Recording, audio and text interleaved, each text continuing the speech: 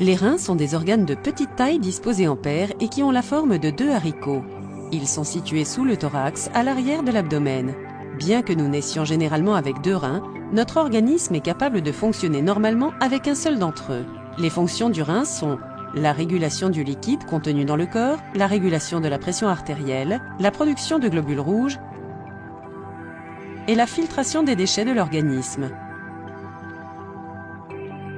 Chaque rein se compose de près d'1 million d'unités filtrantes appelées néphrons.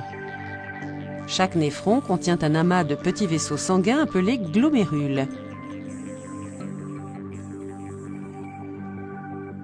Les glomérules sont semi-perméables et permettent ainsi à l'eau et aux déchets solubles du sang de passer à travers leurs membranes. Les déchets ainsi filtrés sont transportés hors de l'organisme par l'intermédiaire de l'urine. Le diabète est un trouble dû à un taux de glycémie ou glucose sanguin élevé qui peut endommager la membrane des artères et entraîner une hausse de la tension artérielle. Cette augmentation de la tension artérielle force les reins à filtrer une quantité excessive de sang et entraîne de ce fait un épuisement et une dégradation des néphrons.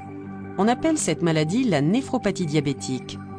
Lorsque les filtres glomérulaires des néphrons cessent de fonctionner normalement, les déchets commencent à s'accumuler dans l'organisme, tandis que des protéines sanguines très importantes pour son fonctionnement sont perdues.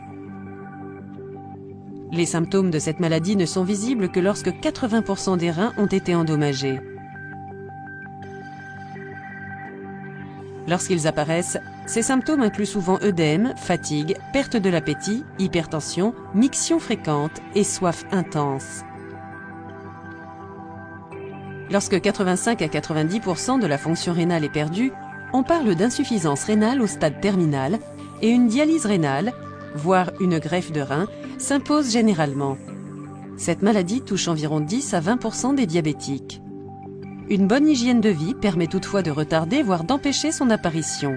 Il est donc important de contrôler sa glycémie à intervalles très réguliers, de rester physiquement actif, de maintenir une tension artérielle à un taux acceptable et de contrôler son poids.